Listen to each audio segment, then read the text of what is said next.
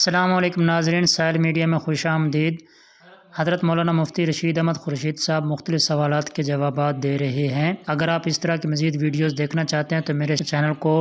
Subscribe کریں، میری video کو لائک، شیئر اور کومنٹ ضرور کریں۔ شکریہ۔ سوال نمبر 1، مفتی صاحب اذان کا جواب کیسے دیں؟ ہمارے یہاں ایک اذان شروع ہوتی ہے، اس کا جواب دے رہے ہوتے ہیں تو دوسری مسجد سے اذان کی آواز شروع ہو جاتی ہے، اور پہلے اذان کی آواز بھی دوسری مسجد کی اذان کی آواز میں گم ہو جاتی ہے، اور اس طرح کے بعد دیگر اذانیں شروع ہو جاتی ہیں۔ کس طرح جواب دیں جبکہ مسلسل اذانیں ہو رہی ہیں، کچھ سمجھ نہ آتی ہو؟ بس جو سمجھ میں آ رہی ہے اس کا جواب دے دیں،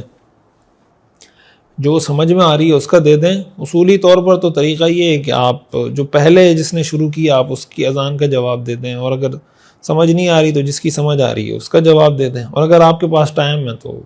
الگ الگ بھی جواب دینا چاہیں تو دے سکتے ہیں، لیکن آپ کسی ایک اذان کا بھی جواب دے دیں گے تو سنت انشاءاللہ ادا ہو جائے گی۔ سوال نمبر 2، مفتی صاحب، شیخ صاحب سعودی عرب کے اندر ریاض کے اندر امام مسجد ہوں، یہاں سنتیں پڑھنے کا کوئی رواج نہیں، 2 رکعت تحیۃ المسجد پڑھتے ہیں تو پھر فرض پڑھتے ہیں، پھر چلے جاتے ہیں، ظہر کی سنتیں 2 کر کے پڑھتا ہوں، تو آیا سنتیں ہو جاتی ہیں یا نہیں ہوتی؟ پلیز بتائیے گا، اللہ آپ کو انتہائی جزائے خیر عطا فرمائے۔ اوورسیز پاکستانی، دیکھیں ظہر کی جو 4 رکعات ہیں نا، یہ سنت مؤکدہ ہے،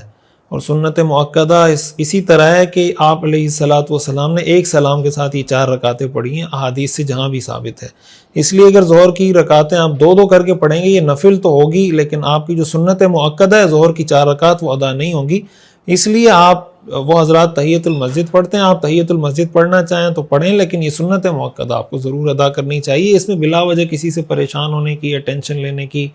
یہ کچھ اور سوچیں گے، ظاہر ہے کہ اگر وہ کسی مذہب مسلک کو فالو کرتے ہیں تو وہ اس میں آزاد ہیں، آپ اپنے کام میں آزاد ہیں۔ تو سنتیں اگر 2 کر کے پڑھیں گے تو یہ نفل ہوگی، سنت مؤکدہ ادا نہیں ہوگی اس طریقے سے۔ سوال نمبر 3،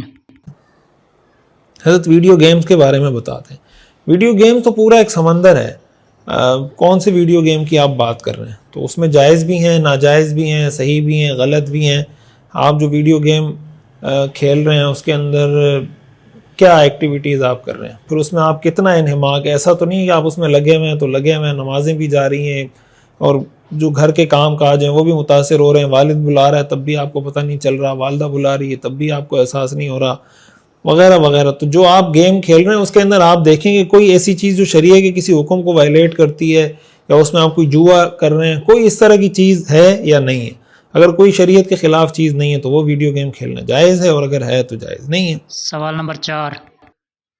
مفتی صاحب، جس طرح آپ کے چینل پر روزانہ حدیث پوسٹ ہوتی ہے، اس طرح کیا ہم بھی اپنے سوشل میڈیا پروفائل سے شیئر کر سکتے ہیں، اور سوشل میڈیا کسی بھی مستند عالم دین کی باتوں کو یا ان کے کتابوں میں لکھے گئے اصلاحی تحریر کو لکھ کر شیئر کرنے سے ہمیں ثواب ملے گا؟ کیا یہ ہمارے لیے صدقہ جاریہ کا باعث بن سکتا ہے؟ بالکل بھائی، جو آپ شیئر کر سکتے ہیں، جو مستند چیزیں ہیں، جو احادیث کسی مستند ادارے کی طرف سے، کسی مستند شخصیت کی طرف سے آپ کو مل رہی ہیں تو اس کو ضرور شیئر کرنا چاہیے۔ اس کو تو لکھنے کا اور وہاں شیئر کرنے کا مقصد یہ ہوتا ہے، سب سے پہلا مقصد تو یہ ہونا چاہیے کہ بھائی میں اس پہ عمل کروں، اور ساتھ ساتھ یہ نیت بھی ہو کہ بھائی میں اس کو شیئر کروں گا، کوئی اور اس کو پڑھے گا، اس کو سنے گا، اس سے استفادہ کرے گا، عمل کرے گا، تو میرے لیے صدقہ جاریہ بن جائے گا۔ یقیناً جو بھی کسی حدیث میں آتا ہے نا کہ رب مبلغ او عالہ من سامع، کہ بعض اوقات جس کو آپ بات پہنچا رہے ہوتے ہیں وہ آپ سے زیادہ اس پر عمل کرنے والا ہوتا ہے۔ یعنی آپ نے مثلاً بات سنی، آپ نے اس پہ اتنا عمل نہیں کیا، لیکن آپ نے جس کو پہنچائی وہ اس پہ اس سے زیادہ عمل کر رہا ہو۔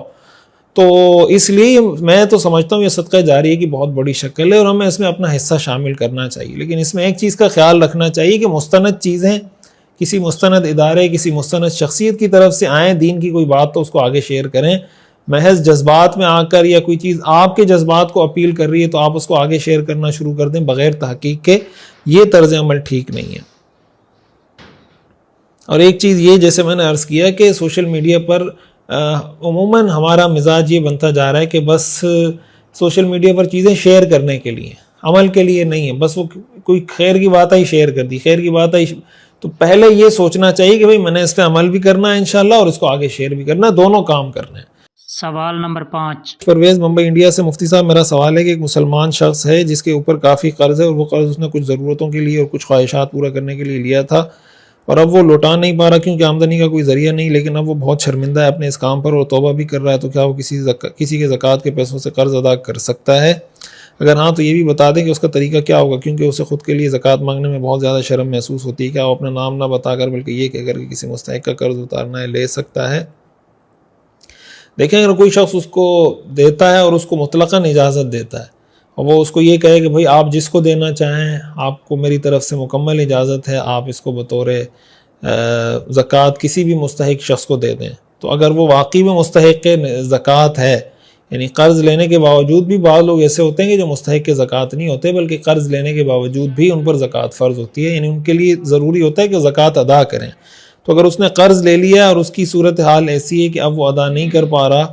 تو اگر کوئی اس کو رقم دے دیتا ہے اور اس کو مطلق اجازت دے دیتا ہے کہ بھئی تم جسے چاہو زکوٰۃ کی یہ رقم دے سکتے ہو کسی بھی مستحق کو، تو پھر تو وہ رکھ سکتا ہے، لیکن اگر وہ کسی متعین شخص کے لیے، متعین کام کے لیے، کسی خاص فنڈ کے لیے دیتا ہے تو پھر وہ اس کو اپنے لیے استعمال نہیں کر سکتا۔ سوال نمبر 6۔ طارق جمال کراچی سے، دوران کھانا کے وقت اذان شروع کھانے کے دوران وقت کیا ہے یار کھانے کے وقت اذان شروع ہو جائے تو کیا حکم ہے؟ اکثر لوگ کہتے ہیں اذان کے وقت تو قرآن کریم کو پڑھنے کو منع کیا۔ نہیں بھائی، کھانا کھا سکتے ہیں، کوئی منع نہیں کیا گیا، آپ کھانا کھائیں اور تسلی سے پھر نماز پڑھیں کھانا کھا کے۔ جی ناظرین، آپ کو یہ ویڈیو کیسی لگی آپ مجھے کمنٹ سیکشن میں ضرور بتائیں۔ شکریہ۔